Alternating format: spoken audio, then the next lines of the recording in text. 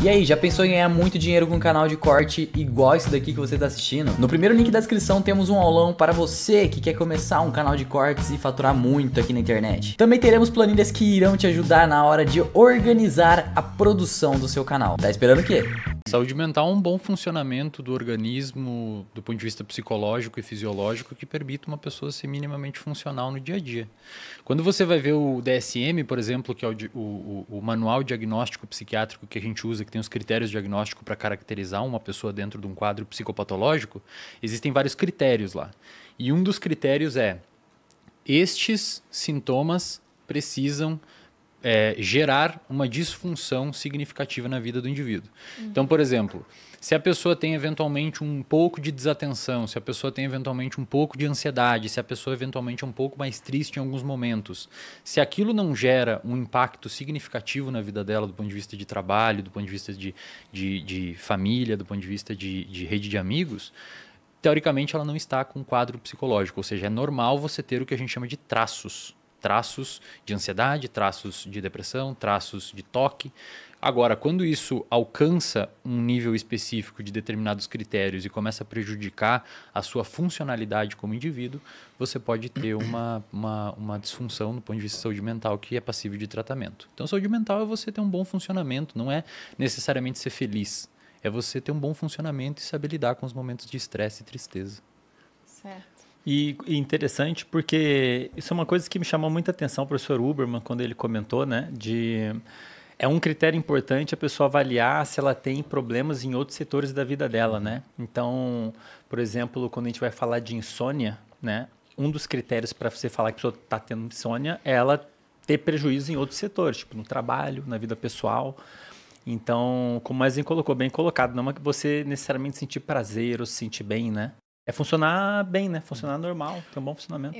Eu sei lá, eu tenho a impressão de que hoje a gente está numa geração onde tudo tem que ser muito prazeroso, muito bom, muito saudável, muito tudo, assim, de um jeito bom, obviamente. E aí qualquer desconforto a pessoa fala, tô com problema. Tenho insônia. Tenho depressão. E é só a vida acontecendo, as coisas acontecendo de forma normal. Eu acho que o mais comum de todos, assim, que me mandam sempre, pedem aula sobre isso, etc., é desatenção. TDAH. Todo mundo acha que tem TDAH. TDAH tem uma prevalência de 2 a 4, alguns estudos mostram 5% da população. Eu tenho dislexia.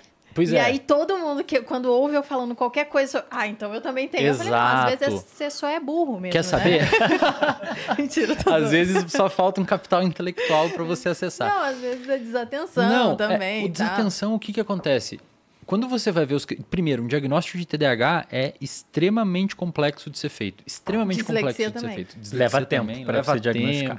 Confunde o TDAH um camaleão. Às vezes o paciente tem bipolaridade. Isso que eu ia falar, é meio subjetivo no final, né? Ansiedade, é difícil. Tem alguns critérios que você pode avaliar, né? Mas assim, acontece que às vezes a pessoa está tendo problema em concentrar em uma coisa. Por exemplo, estudos. Isso é muito comum, né? Vai para faculdade, vai para escola, não consigo prestar atenção, tem TDAH. Às vezes é uma disciplina. Às vezes é uma disciplina e isso indica que o seu problema é com aquela disciplina nesse caso. Não é que você tem alguma disfunção nos circuitos envolvidos com controle atencional. Você tá desmotivado. Você está desmotivado, cara. Está desmotivado.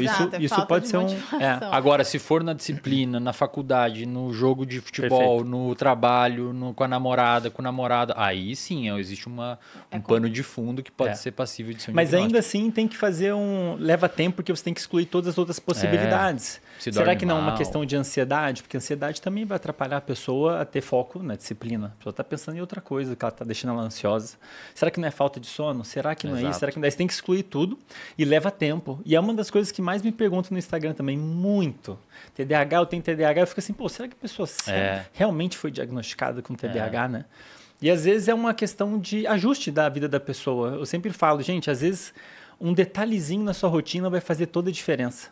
Você toma um café na hora errada, você vai dormir mal, no dia seguinte você vai ficar meio mal, e você não se liga, né, do efeito dominó. E realmente não está funcionando direito, mas não quer dizer que você tem um transtorno do neurodesenvolvimento, que é o caso do TDAH, né?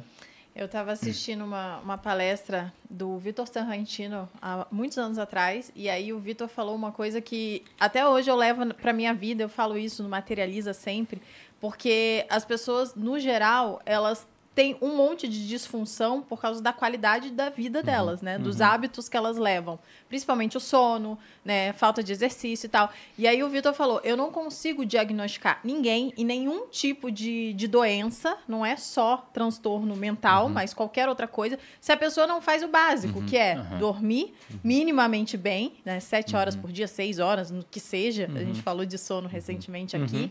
E se exercitar um pouquinho, né? Diariamente. Porque a gente foi feito para se exercitar. E aí isso desencadeia uma porrada de coisa. Sabe qual que é o maior problema? Que é um pano de fundo e explica grande parte dos transtornos psiquiátricos hoje, inclusive dos transtornos metabólicos, etc. O nosso organismo, ele não foi selecionado num ambiente para sobreviver no ambiente que a gente vive hoje. Não. Eu vou pegar 3 exemplos rápidos aqui para não onerar o tempo. Se você pegar, por exemplo, insônia, obesidade e depressão. Insônia acontece basicamente por quê? Porque a gente tem luz natural, luz artificial à noite, que nunca teve, então o nosso sistema cerebral não foi formulado para conseguir lidar com luz branca à noite. Os nossos neurônios não lidam muito bem com luz branca à noite. A gente nunca esteve tão alerta à noite porque tinha predador lá fora da caverna, a gente ficava sempre mais recluso. Então isso, você pega um organismo que se desenvolveu nesse ambiente, coloca ele viver num outro ambiente, você muda o ambiente, você muda a resposta, o que acontece é uma inundação de insônia. Depressão. Lá no passado, quando a gente não tinha tantas calorias... obesidade. Lá no passado, quando a gente não tinha tantas calorias disponíveis, você ter um sistema relativamente pouco sensível a ficar saciado, provavelmente foi muito adaptativo. Porque você comia agora, daqui umas 5, 6 horas você sentia fome, saía caçar, saía buscar semente e você conseguia... Então, aquele que teve um sistema que gerou saciedade por muito tempo, podia acabar morrendo por desnutrição e não ter perpetuado esses genes para frente por meio de seleção. Hoje, a gente tem um sistema que foi selecionado num ambiente com relativamente pouca caloria, um sistema que precisava gerar fome para gerar motivação para você buscar alimento, um sistema existente num lugar onde você consegue 700 calorias num pacotinho de M&M. Sem contar o tipo de alimentação que as pessoas têm hoje, Exato. que geralmente Que não comem existia, coisas né? que foram feitas para comer muito e a pessoa tenta comer pouco. A É gente impossível. chama isso de incompatibilidade evolutiva. Você pega um organismo fisiológico que foi selecionado num lugar com poucos nutrientes e pouca caloria e coloca num lugar com muita disponibilidade calórica, qual que é o resultado? Uma inundação de obesidade. E depressão. Um dos principais fatores de risco para o desenvolvimento de depressão é estresse crônico. O nosso sistema de estresse ele se desenvolveu para você lidar com um leão aqui, com uma cobra ali, para fugir de um predador aqui. Cessou o estresse, cessou o problema. Hoje a gente vive não ficar num estresse... estressado o dia Você não inteiro. tinha um né? leão todos os dias. né? Exato. E aí quando você pega um organismo que foi selecionado num lugar para não ter picos de estresse sempre, bota viver numa sociedade extremamente complexa, extremamente geradora de estresse crônico, o que acontece? Uma inundação de depressão. É uma incompatibilidade evolutiva, nós não fomos criados para viver hoje em dia. Você citou o Sorrentino, você tá um cara um pouco mais antigo, que é o Hipócrates. O pai da medicina, os médicos fazem até hoje o juramento hipocrático, né? Primeiro não fazer mal. O Hipócrates tem uma frase dele muito famosa que ele diz que as doenças começam à medida que nos afastamos da natureza. Perfeito. Então isso que você citou é porque hoje a gente vive num ambiente muito moderno e coisa de pouquíssimo tempo. Você volta para o século XVIII, tinha aquelas previsões do Thomas Malthus, né, o economista, dizendo que, olha, o futuro do mundo é permanentemente uma escassez alimentar. E hoje ainda tem gente que passa fome, mas já tem mais gente morrendo por ocasião do excesso de alimentação do que pela falta disso.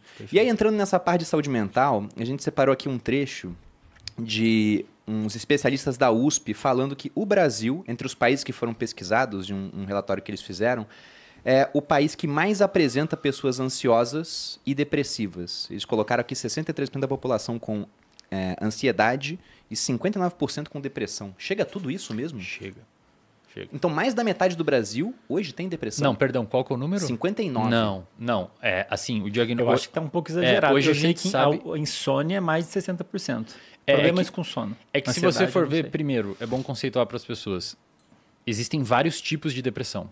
Sim. Tem ansiedade, transtorno né? depressivo maior, tem transtorno depressivo bipolar, transtorno de humor bipolar, que tem também o componente depressivo. São vários tipos. A ansiedade também tem vários tipos. Tem ansiedade social, ansiedade generalizada, transtorno do pânico.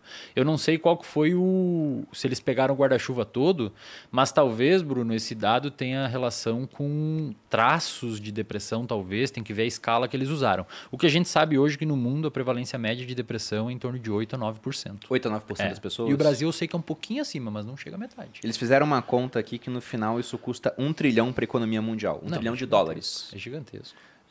Extremamente debilitante. Pela falta né? de produtividade também, será? Provavelmente. Eu não sei o que é ter depressão. O pessoal já me perguntou no Instagram várias vezes, cara, você nunca teve depressão?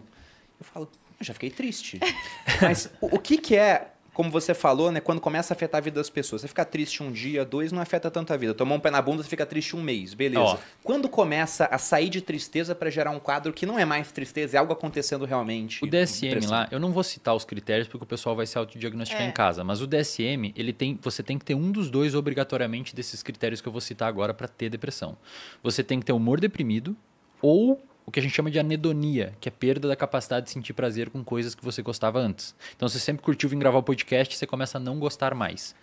Porém, isto tem que acontecer, e essa é a parte que as pessoas ignoram quando vão tentar se autodiagnosticar, isso tem que acontecer quase todos os dias, a maior parte do dia, por no mínimo 2 semanas.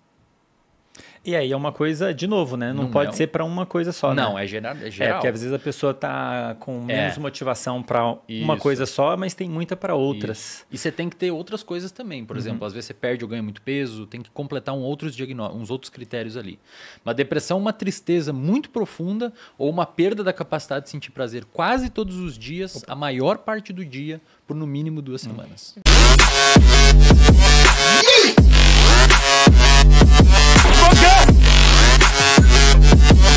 Yeah.